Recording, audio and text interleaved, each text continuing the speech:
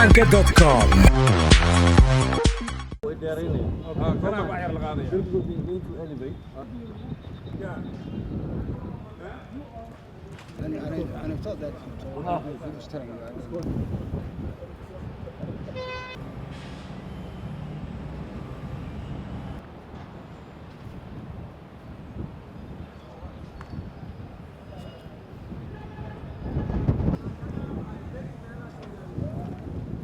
أنا أفترض ما يبطل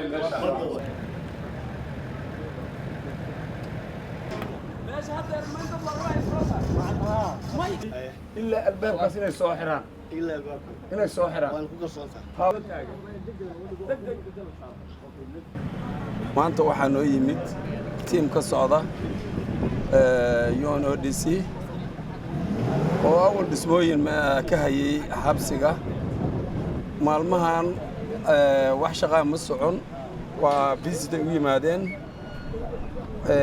shaqooyinkii hore ay qabteen oo kormeereen shaqooyinkii ay qabteen oo kamid ah laba kushiin oo dhiseen darbi dheer oo wareejiyeen boosaneer ay qodeen intaas ayaa ugu muhiimsaneed iyo haambiyoodoo hadda socota marka annagana waxaan tusnay baahidanada tirada badan oo awal u gudbinay oo aan sugayno ayaga oo annaga Soomaali ahaan intaan ganacsatada ummadeenna kale iyo jaamacadaha Soomaaliyeed u bandhignay dhibaatada jirta waxyaabihii ay noo qabteen ayaan maanta visit ku soo marinay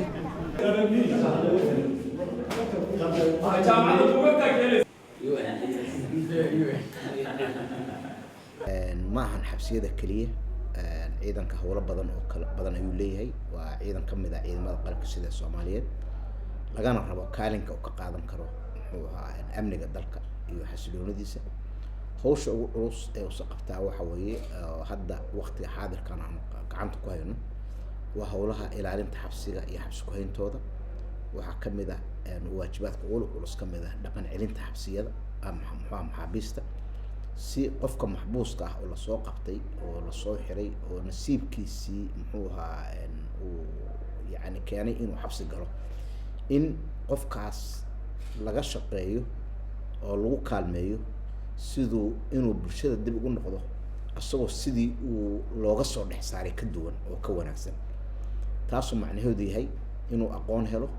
inuu helo muxuu ahaa xanaano helo iyo in uu farsamo helo oo farsamo la baro